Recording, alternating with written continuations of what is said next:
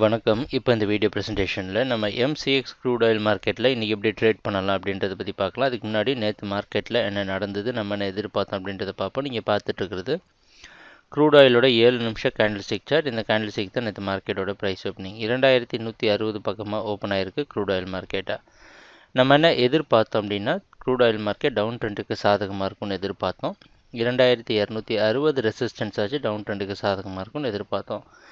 ஆனால் ஓப்பனிங்கே ரொம்ப குறைவாக ஓப்பன் ஆகிருக்கு. எப்போவுமே நம்ம அனாலிசிஸ்க்கு 10 மணிக்கு பார்க்குற எல்டிபியை தான் ப்ரைஸ் ஓப்பனிங் எடுத்துப்போம். இந்த ஸ்பைக்கு கேப்பில் ஓப்பன் ஆகிறது ப்ரைஸ் ஓப்பனிங் எடுத்துக்கிறது கிடையாது. ஓப்பன் ஆன உடனேயே மார்க்கெட் தொடர்ந்து அதோட டவுன் ட்ரெண்டுக்கு சாதகமாகவே அமைந்து 2120 தொட்டிருக்கு. இந்த கான்ட்ராக்ட் ஓப்பன் ஆகிற சமயத்திலேயே இந்த 2160 120 எந்த அளவுக்கு முக்கியமானது அப்படின்றத பற்றி குறிப்பிட்டு சொல்லியிருந்தோம். நம்மளோட கவனமும் அதில் தான் இருந்தது. ப்ரைஸ் எப்படி இந்த 120 160க்குள்ளே ரியாக்ட் ஆகுது அப்படின்றத பொறுத்தே க்ரூட் ஆயில் மார்க்கெட்டோட ட்ரெண்ட் இந்த கான்ட்ராக்ட்டுக்கு அமையும் அப்படின்றது தான் நம்மளுடைய கருத்தாக இருந்தது.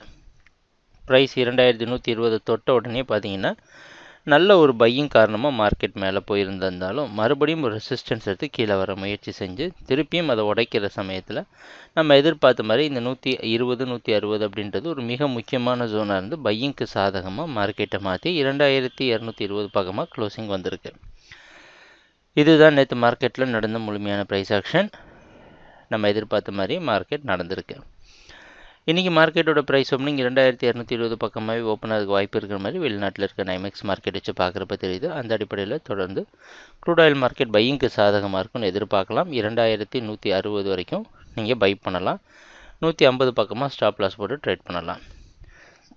இன்னொரு விஷயத்தை கவனத்தில் வச்சுருக்க வேண்டியது என்னென்னா, இந்த கான்ட்ராக்டில் முழுவதுமே கடந்த ஒரு மாதமாக 2320 மேலே தொடர்ந்து மார்க்கெட் நிற்க முடியல. இந்த முறை மார்க்கெட் 2220க்கு மேலே தொடர்ந்து நின்றுச்சு அப்படின்னா ஒரு பெரிய பையிங் ஸ்விங் எதிர்பார்க்கலாம். அதனால் கொஞ்சம் பார்த்து ஜாக்கிரதையாக ட்ரேட் பண்ணுங்கள். எங்கள் வீடியோ ப்ரெசன்டேஷனை தொடர்ந்து பார்த்துட்டு வந்ததுக்கு மிக்க நன்றி, மகிழ்ச்சி, வணக்கம்.